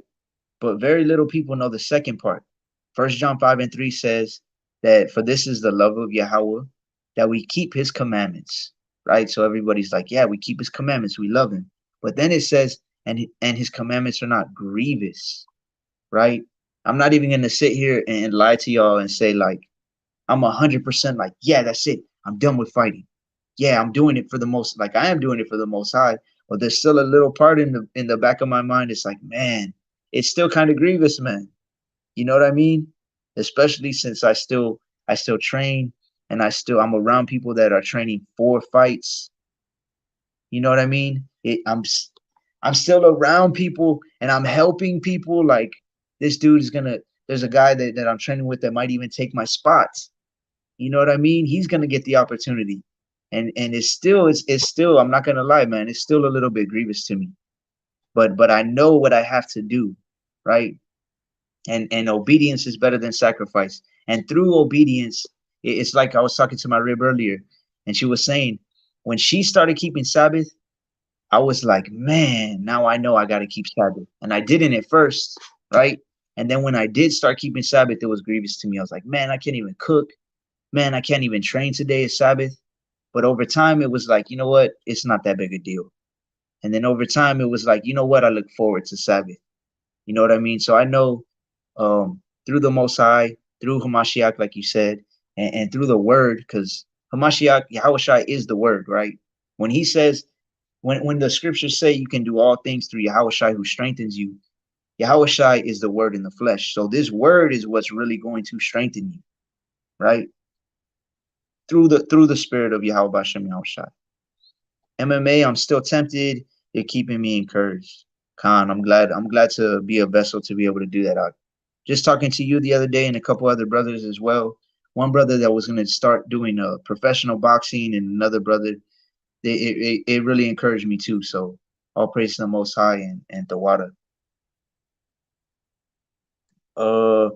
Salakia, I grew weed in the mountains with friends. Oh, Salakia. The comments jumped up real quick. I grew weed in the mountains with friends for many years, not making much profit, and now it's very profitable for them. And the enemy keep trying to convince me to do it in these difficult times. Khan, Khan, it's like we just read earlier, right? I'm gonna go back to it real quick in case you weren't on here. Psalm 11:5. The more you try to be righteous, the more you try to live godly, okay, the more you try to fight for the Most High, the more Satan is going to tempt you, right? And the Most High is allowing that to happen, right? It's like Sirach, the 2nd chapter. It says, my son, if you come to serve Yahweh, prepare your soul for temptation. You have to prepare yourself. You have to know temptation's coming, right? And stay prepared, right? Using the analogy of fighting, right? That's what every gym I've been to, the coaches all say the same thing. Stay ready. You don't have to get ready, right? If you're training hard, and then an opportunity comes up, oh, I could take the opportunity because I've been training hard. I'm still ready, right? But if you are slacking, you only come in a few days a week, and then the opportunity arises, right? You're not really going to be ready for it. So it's the same thing with this. We always have to know in our mind, in our heart, in our spirit that Satan is going to tempt us. And that way we're ready, we're on guard, right? That way when something comes and it's like, man, that looks good. And there's another something my rib said right about this opportunity, about the whole fight thing. She was like, man, when something looks too good to be true, it's too good to be true, right? Because I didn't even really mention everything. It was like out of nowhere, the dude calls me, hey, I got a fight for you, man. And it was like I wasn't even looking for one. You know what I'm saying? I was still training consistently, but it was like, okay, yeah, it's gonna be it's pretty good pay. We'll give you real good commission on the ticket, real good commissions on the tickets. We're talking in the thousands, right? It's gonna be on TV, right? Then we a lot of sponsors lined up talking about, it'll maybe cost a few $100s for medicals, right? A few $100s for supplements and stuff like that, just protein, like vegan protein, stuff like that, whatever I use. But we're talking about 2, 3, 4 times as much money than I need for that. You know what I mean? That money is a big tempting, it's a big temptation, especially like you said, right? In these difficult times, it's a big temptation. And that's why the love of money, remember, to love money, it's not like I love money. That's not the love of money. If the love of Yahweh is to obey him, right, and keep his commandments, right? You show Yahweh you love him. You show the Most High you love him by doing what? By doing something, by actions, right? So you're proving you love money just by acting on getting money to go against the Most High, right? And that's also breaking the first commandment, because the first commandment is I'm Yahweh thy God, which brought you out of the land of Egypt. You shall have no other gods before me. When you look into that word God, it really means power. You can't have nothing else that has more power over you than me. That's what Yahweh says, right? So by us going against his word and going against him for money, we are literally proving with our actions that we love money over the Most High, right? So stay encouraged, Doc. Stay encouraged. That's just a test. Anytime Satan is testing you, you know you're on the right track, right? Satan doesn't have to test people that are out here just living wickedly and they're not even trying to follow the Most High. He doesn't have to test them. He already knows what side they're on, right? So this is Psalm chapter 11, verse 5. It says, Yahweh trieth the righteous. Yahweh trieth the righteous. Like we read earlier, James 1:13, I believe. It says that Yahweh doesn't tempt you, right? But he allows Satan to tempt you. He allows these evil spirits to try you. Why? To prove your worth, right? Just like in jujitsu. Okay, you're going for the next belt. Okay, show me 3 submissions, your favorite submissions. Okay, show me 3 of your best sweeps, 3 of your best takedowns, 3 of your best reversals. Okay, now let me see you roll or spar with other belts, higher belts. They try you, they test you to make sure you're worthy of it, right? So Psalm 11 and 5, one more time, it says, Yahweh trieth the righteous, but the wicked and him that loveth violence, his soul hateth, right? So you can't be wicked through these trials, right? Kanak, it's mighty to see it. How you seen it? Khan, the water, all praise to the Most High. It's like it says in Proverbs, a seeing eye and a hearing ear are of Yahweh, right? Jalen Ferguson, I'm in a situation where I'm stuck in a house with a friend who's wicked, and I have to spiritually set myself apart while I'm waiting for the Most High to come through with the blessing I'm waiting for. Khan, and that happens. That happens. That could be one of your trials, right?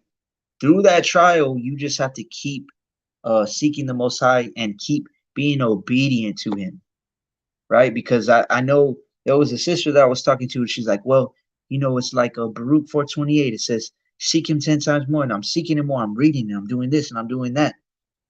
But you have to make sure you're also following what He's saying to do, right? Just reading isn't going to do nothing for you. Just reading is if just reading would get you the kingdom, then all these biblical scholars, these Christian biblical scholars, and there's even some Muslim people that are part of the Nation of Islam that are biblical scholars, right? That's not going to get you into the kingdom unless you're actually following it, right? So my best advice to you, brother, keep praying, keep studying, but keep applying to the best of your ability, right? Because like we read earlier in Matthew and in Luke, it says, with man it's impossible, but with Yahweh all things are possible, right? Or like the brother Lamar brought out, all things are possible through Hamashiach who strengthens you, right? And Hamashiach is the word in the flesh. So just follow the words to the best of your ability. And most high willing, that blessing will come through if that's his will, right? And if it's not, it might be something else even better than what you thought, right? It's definitely hard, but the living waters keep me going. Khan, all praise the most high. You're gonna get through these trials, right? Just look at it this way. These trials are like you're walking through a spiritual desert. Okay, we know there's very little to no water in a desert. If you have the living waters, it's going to keep you going. It's going to keep you going, right? Yeah, I'm dealing with it as well, as I know most of us in this truth are on a different level though. But the water for sharing your walk is inspiring, knowing I'm not the only one struggling. Khan. We're this is one of the verses that I always give to brothers and sisters, always when they're going through something, right? It's a good sign that you're going through something. It's a good sign you're even being tested. Like I said earlier, Satan doesn't have to test the people who have already picked his side, right? But what we do in these trials is what is going to determine whether or not we make it to the kingdom, right? So this is Acts 14 and 22. It says, confirming the souls of the disciples. Confirming. How do you confirm something, right? Let's say you set up an appointment, the brother Barzayah set up an appointment, right? Uh, with my landscaping company. Hey, at 9 o'clock on Friday, can you come out and cut down this tree for me? Okay, yeah, I'll be out there. It's gonna be this much. You sure you want me to go out? Yes. Okay, cool. Right. So I call him or I text him the day before. Hey, I'm just confirming you wanted me to go out at this time to cut down this tree, and it's gonna be this much. And you say yes, Khan, I'm confirming it. Right. So this says confirming the souls of the disciples and exhorting them to continue in the faith, and that we must through much tribulation enter into the kingdom of Yahweh. So how does he confirm that you're going to make it to the kingdom? By making you go through trials and tribulations. You're going to confirm it by following his word, right? Not by just praying, not by just having faith, right? Of course you have to pray. Of course you have to have faith. But you confirm your soul to enter into the kingdom by going through those trials and tribulations and obeying his word to the best of your ability through those trials and tribulations, right? Through those trials and tribulations. Jalen Ferguson, the water for this lesson, Khan, all praise to the Most High. All praise to the Most High. Khan, Most High is purging out all our leaven. Most definitely. Most definitely purging out our leaven. I don't know if y'all are already observing. I think there was some brothers that were observing the Passover today or yesterday or the day before. I'm not sure. Me personally, me and my house aren't observing it till next month. Like I said, I'm 99% sure it's on April 16th, simply because we do go by the moon, but it's the first new moon after winter ends, right? So if you look it up, you Google summer solstice or when does winter end, right? And it's going to tell you March 21st, right? I'm just telling you why me and my house aren't celebrating until next month, right? March 21st is the end of winter, right? So in Leviticus and in other scriptures, in Leviticus 23 and other scriptures, it says to keep the feasts in their season, right? In their season. So we know that the Passover is supposed to be in the springtime, right? Because it's not in the winter and it's the beginning of the new year. So that's why we're keeping it next after the next new moon, right? 14 days after the next new moon. But purging out the reason I'm bringing that up is because purging out all the leaven, for those of y'all who don't know, I'm sure most of y'all are familiar, you purge out the leaven from your house as well for Passover and for the feast of unleavened bread, right? Which I did a lesson on that last year. If y'all want to check it out, I might do another one, or I might just repost the one I did last year. He's definitely purging out the leaven, spiritually and physically, right? And that's one of the other reasons that I was second guessing taking this fight as well, because training 3 times a day, man, it takes a lot of time. We're talking about maybe 6, 7 hours of your day going specifically towards MMA. You know what I mean? And I have stuff around my house, um, um, with growing food and animals and building a cellar, trying to finish this tiny house that we got going on, and then going to the barn trying to make another tiny house, most high willing. I mean, I got a lot of stuff going on. You know what I mean? So Wisdom of Solomon 3 and 4. For though they be punished in the sight of men, yet is their hope full of immortality. And having been a little chastised, they shall be greatly rewarded, for Yahweh proved them and found them worthy for himself. Khan. And like it says right here, Wisdom of Solomon 3 and 4, Salakia, for though they be punished in the sight of men, right, yet is their hope full of immortality. When you get punished for something, it's a good sign. I remember, and I've talked about this on lives before. I've talked about this with my rib before. I've talked about this with brothers and sisters personally before. I remember coming into the truth, and even as recently as a couple years ago, and I did something that I knew was against the Most High. And guess what? It was like this. He punished me, right? It was like this. It was like same day, same hour, or the next day. You know what I mean? I got punished. And I knew, and he put it on my spirit to know, like, man, I know this is because I did this. I knew I shouldn't have done that, and I did it. And he punished me, right? And people can see your punishments, whether it be mental, whether it be physical, whether it be financial, right?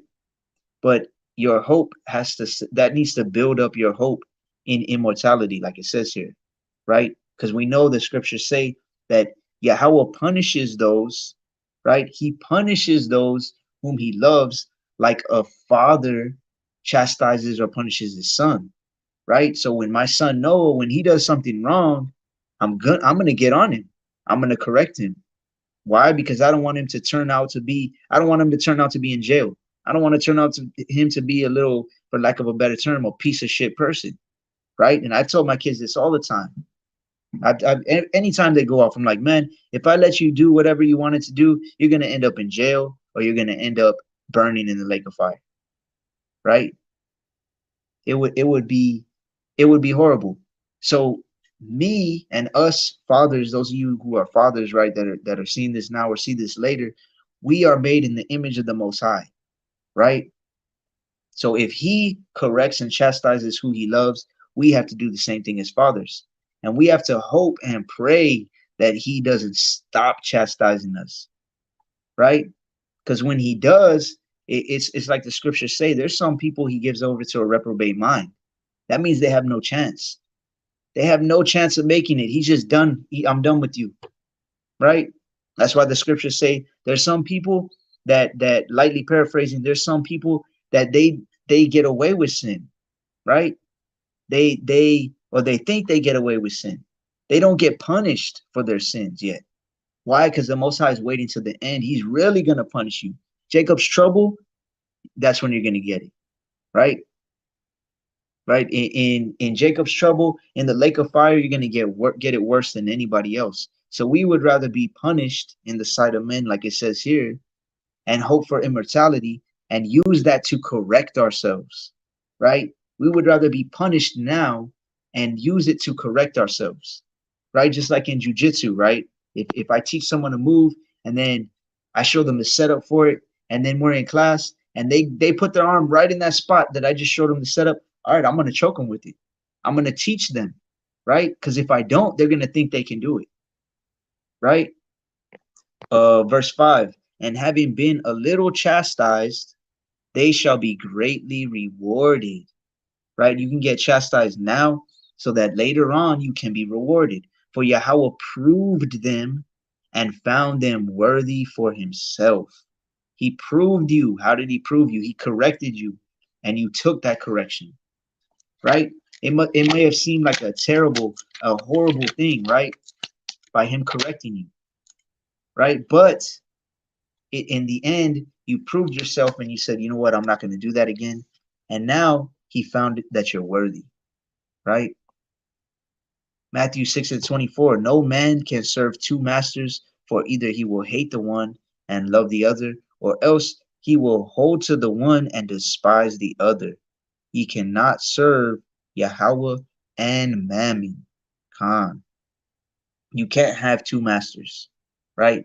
You can't have two masters. You can't be following two different people, right? And Mammon, when you look into the Greek meaning of Mammon, it means money, right? But in reality, it can mean any type of riches, right? Because I'm not gonna lie, when I first came into martial arts and things like that, I was like, man, I could be, and you know what? Maybe I had some yes men around me at that time too, but there was coaches, there was other teammates and stuff like that. Hey, bro, like yeah, like you're special. You can do this, you can do that. You can make it to the UFC. You can blah blah blah, right? That's that is riches to somebody. That can be mammon to somebody, right? Fame, that could be mammon to somebody because it's riches in your mind, right? Attention for sisters or even some brothers on Instagram or whatever the case may be, right? That can be mammon, and you cannot serve mammon and serve the Most High in sincerity, right? T-Chalk, and I know exactly what you mean. Calm. And that's a beautiful thing. Like I mentioned earlier, Philippians 2:2, the Most High puts us on one accord through the Spirit, right? So when you know through the Spirit, man, I've been chastised. And then I knew the Most High, he punished me and I knew it was him. I knew it was like, man, I shouldn't have done that. He punished me. All right, I got to get my shit together, man. Right? And then you know it. And other brothers been through the exact same thing. And they know it too. And they know it was the Most High. Right? Some sisters gone through the same thing. Right? So that's a beautiful thing, knowing that, because the Most High puts it on your spirit to know that. Right? That would be willful sin, correct? What would be willful sin? It's Nehemiah. So I'm gonna give y'all, or you know what? I know I keep saying this part of the last scripture. I'll give y'all two more. This is Psalm 65:5. It says, by terrible things in righteousness will thou answer us, O Yahweh of our salvation. Right? I'm not gonna lie, and this is why I wrestled with this. I wrestled with this in my mind, in my spirit, before I fully made the decision. I was like, okay, I'm not gonna fight. Right? I wrestled with this for days, literally wrestling with it in my mind. Like, you can't. I don't know if y'all been through it with another circumstance, right? But when you're trying to figure out what to do and you don't know what to do according to the scriptures, it's gonna be on your spirit. I was literally wrestling with it, right? And I could say, well, a small part of me was still like pride. I want to do it because, man, look how many years I've been training. 13 years. I finally get this opportunity, right? Because the world teaches you, hey, you know what? Do what makes you happy, right? Do what you like to do. If it makes you happy, do it. Do it all the time, right? But that's not, if it's not according to the scriptures, that's horrible advice, right? So me personally, knowing that, even though it's what I want to do, I'm not going to sit here and lie and say 100% of me does not want to do this, right? There's a small part of me that still is like, damn, I kind of still would like to, but I know I can't, and I'm not going to. Most High put that on my spirit to know that I can't, right? And everybody, I just saw the brother's comment. Everybody's going or go through this on a certain level, right? It may be with weed, it may be with a job.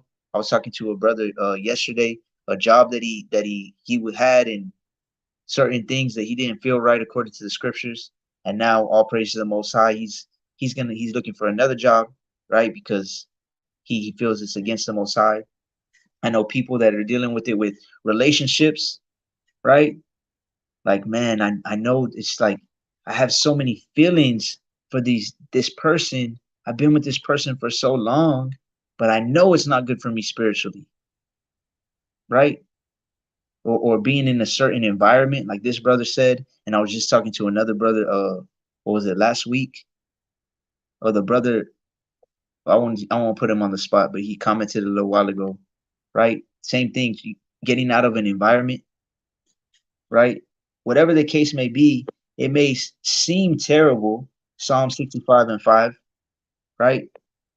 I'll read it one more time. The first part, it says, by terrible things in righteousness will thou answer us, O Yahweh of our salvation. Sometimes he answers you with something that seems terrible, but it's in righteousness. It's going to lead you down the road to righteousness. If he shows you something, okay, you got to make this decision. You got to forsake what you wanted to do. You got to forsake your desire. You got to forsake this person, these people, this environment, and it seems terrible to you, but you're like, I know it's the right thing to do in the Most High's eyes, so I'm going to do it. By terrible things in righteousness does he answer us many times, right? If you want to be righteous, you're going to have to make that decision, right? That's what I'm saying. LOL, I'm dealing with it on another level, but I'm resonating fully with what you're saying. Khan, all praise to the Most High, right? It doesn't have to be the exact same thing, right? I know this is a very rare thing that I'm going through. This is a very rare. I know a brother said in the comments when I asked, what do y'all think I should do? The brother said, man, I wish I was in your shoes. I wish I had that opportunity, right? And the first thing that popped in my head was that sounds prideful to me, right? Because I used to be in that position. I was like, man, I wish I could fight and possibly go to the UFC. I wish I could be in front of thousands of people. I wish I could fight on TV, right? But it's all vanity. It was all for vanity. Not saying it was this time, right? It wasn't all for vanity, but a very small part of it was, right? But the brother said, everyone's dealing with it on a certain level, right? So going back to the topic of the video, or the name of the video, what have you or what are you willing to give up for the Most High, right? What are you willing to give up for the Most High? We're going to have to go through trials, tribulations, right, in order to make it to the kingdom. But would you rather be in the world going through a whole bunch of trials and tribulations, and because when you're in the world, you're still going through a bunch of shit, man. You're still going through all these different things mentally, emotionally, battling spirits on you and all these things. You still don't feel good in the world, right? You may have certain vices and certain things that numb you in a sense, whether it be alcohol, weed, sex, porn, whatever the case may be, but you're still going through it in the world. So would you rather go through it for righteousness to have a shot at the kingdom, or would you rather just do it in the world, right? And as we see, this world is crumbling fast, right?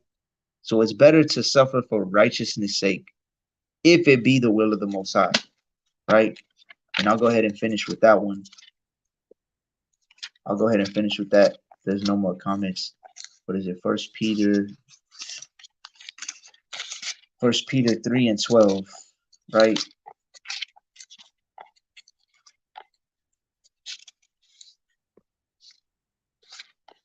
First Peter, or is it 3:16? Let me see.